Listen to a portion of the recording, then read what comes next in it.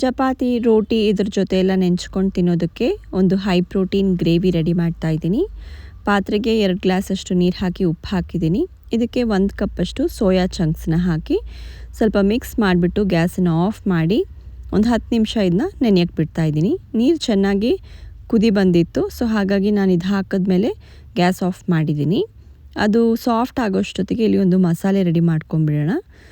ಪ್ಯಾನ್ಗೆ ಎಣ್ಣೆ ಹಾಕಿಬಿಟ್ಟು 1 ಟೇಬಲ್ ಸ್ಪೂನಷ್ಟು ಕೊತ್ತಂಬರಿ ಬೀಜ, 1 ಟೀ ಸ್ಪೂನಷ್ಟು ಜೀರಿಗೆ, ಸೋಂಪು ಕಾಳು ಹಾಗೆಯೇ ಕಾಳುಮೆಣಸು, ಒಂದು ಅರ್ಧ ಸ್ಟಾರ್ ಹೂವು ಹಾಗೆಯೇ ಒಂದು ಚಕ್ಕೆನ ಹಾಕಿಬಿಟ್ಟು ಇದನ್ನು ಹುರ್ಕೋಬೇಕು ಮೀಡಿಯಮ್ ಫ್ಲೇಮ್ನಲ್ಲಿ. ಒಂದು ಸ್ವಲ್ಪ ಘಮ ಬರುತ್ತೆ, ಹಾಗೆಯೇ ಚಟಪಟ ಅನ್ನುತ್ತೆ.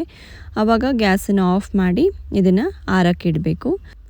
ಈ ಮಸಾಲೆ ಈ ಒಂದು ಗ್ರೇವಿಗೆ ಒಳ್ಳೆ ಫ್ಲೇವರ್ ಕೊಡುತ್ತೆ.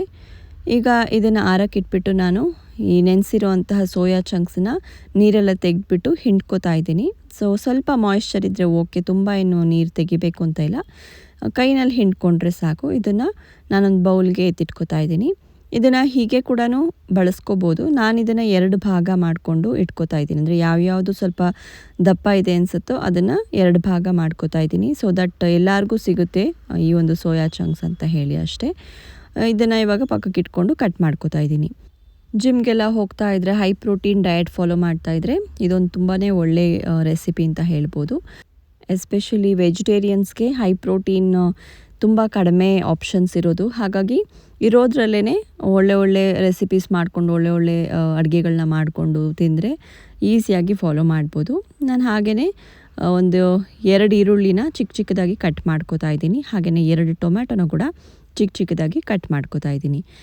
ಇದಕ್ಕೆ ಮೇಯ್ನಾಗಿ ಸೋಯಾ ಚಂಕ್ಸೇ ಹಾಕ್ತಾ ಇರೋದ್ರಿಂದ, ಹೈ ಪ್ರೋಟೀನ್ ಗ್ರೇವಿ ಮಾಡ್ತಾ ಇರೋದ್ರಿಂದ ಬೇರೆ ಯಾವ ತರಕಾರಿಗಳನ್ನೂ ಜಾಸ್ತಿ ಹಾಕ್ತಿಲ್ಲ.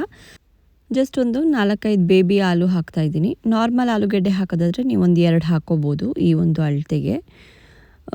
ಇಲ್ಲ ಆಲೂಗೆಡ್ಡೆ ಬೇಡ ಅಂದರೆ ಸ್ಕಿಪ್ ಮಾಡ್ಬೋದು, ಅಥವಾ ನಿಮಗೆ ಸ್ವೀಟ್ ಪೊಟ್ಯಾಟೊ ಇಷ್ಟ ಇದ್ದರೆ ಅದನ್ನು ಕೂಡ ನೀವು ಆಲೂಗೆಡ್ಡೆ ಬದಲು ಹಾಕ್ಕೋಬೋದು. ನಿಮಗೆ ಯಾವ್ದು ಇಷ್ಟನೋ ನೀವು ಅದನ್ನು ಹಾಕ್ಕೋಬೋದು. ನಾನು ಸಿಪ್ಪೆ ಎಲ್ಲ ತೆಗೆದ್ಬಿಡ್ತಾ ಇದ್ದೀನಿ. ಇದು ಚಿಕ್ಕ ಆಲೂಗೆಡ್ಡೆ ಆಗಿರೋದ್ರಿಂದ 2 ಭಾಗ ಮಾಡ್ಕೋತಾ ಇದ್ದೀನಿ. ನೀವು ಬೇಕು ಅಂದರೆ ಸಿಪ್ಪೆ ತೆಗಿಬೋದು, ಇಲ್ಲಾಂದರೆ ಹಾಗೇನೂ ಕೂಡ ಬಳಸ್ಕೋಬೋದು. ಇವಾಗ ಮಸಾಲೆಗೆ ಹುರಿದಿರೋದು ಆರಿದೆ. ಸೊ ನಾನು ಅದನ್ನು ಮಿಕ್ಸರ್ ಜಾರ್ಗೆ ಹಾಕಿ ಎಷ್ಟು ಆಗುತ್ತೋ ಅಷ್ಟು ಫೈನ್ ಪೌಡ್ರ್ ಮಾಡ್ಕೊಳೋಕ್ಕೆ ಟ್ರೈ ಮಾಡಿದ್ದೀನಿ. ಸೊ ಈ ಮಿಕ್ಸರ್ ಜಾರಲ್ಲಿ ಇಷ್ಟೇ ಆಗಿದ್ದು. ಸೊ ಇದನ್ನು ಪಕ್ಕಕ್ಕೆ ಇಟ್ಕೊಂಡು ಈಗ ಪ್ಯಾನ್ಗೆ ಮತ್ತೆ ಒಂದು 2 ಟೀ ಸ್ಪೂನಷ್ಟು ಎಣ್ಣೆ ಹಾಕಿದ್ದೀನಿ. ಈ ಒಂದು ಗ್ರೇವಿನ ಆದಷ್ಟು ಕಡಿಮೆ ಎಣ್ಣೆನಲ್ಲಿ ಮಾಡಿರೋದು.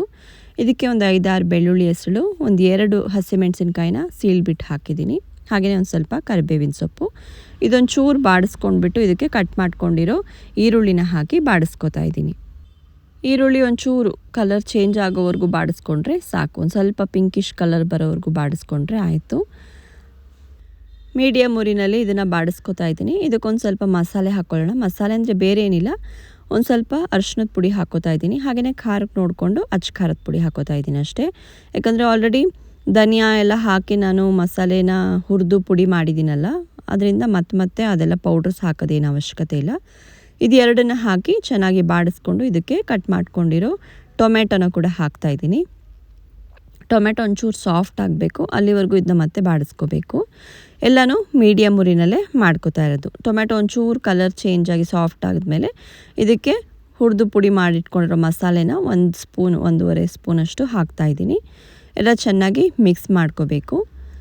ಹಾಗೆಯೇ ಇದಕ್ಕೆ ಕಟ್ ಮಾಡ್ಕೊಂಡಿರೋ ಆಲೂಗೆಡ್ಡೆನೂ ಕೂಡ ಇದಕ್ಕೆ ಹಾಕ್ತಾಯಿದ್ದೀನಿ.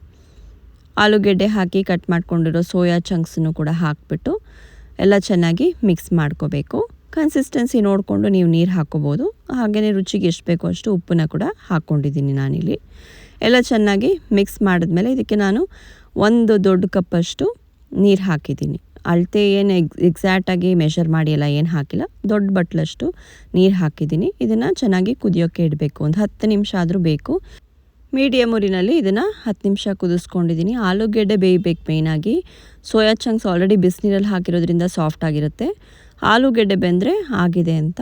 ಸೊ ಇವಾಗ ಇದಕ್ಕೆ ನಾನು ಮೇಲ್ಗಡೆ ಒಂದು ಸ್ವಲ್ಪ ಮತ್ತು ಇದು ಮಸಾಲೆ ಪುಡಿನ ಒಂಚೂರು ಮೇಲೆ ಹಾಕ್ತಾಯಿದ್ದೀನಿ. ತುಂಬ ಸ್ಪೈಸಿಯಾಗಿರುತ್ತೆ, ತುಂಬ ಚೆನ್ನಾಗಿರುತ್ತೆ. ಹಾಗೆಯೇ ಮೇಲೆ ಒಂದು ಸ್ವಲ್ಪ ಕರಿಬೇವಿನ ಸೊಪ್ಪನ್ನು ಕೂಡ ಹಾಕ್ತಾಯಿದ್ದೀನಿ. ಎಲ್ಲ ಚೆನ್ನಾಗಿ ಮಿಕ್ಸ್ ಮಾಡಿಬಿಟ್ಟು ಗ್ಯಾಸನ್ನು ಆಫ್ ಮಾಡಿಬಿಟ್ರೆ ಸೋಯಾ ಗ್ರೇವಿ ರೆಡಿ.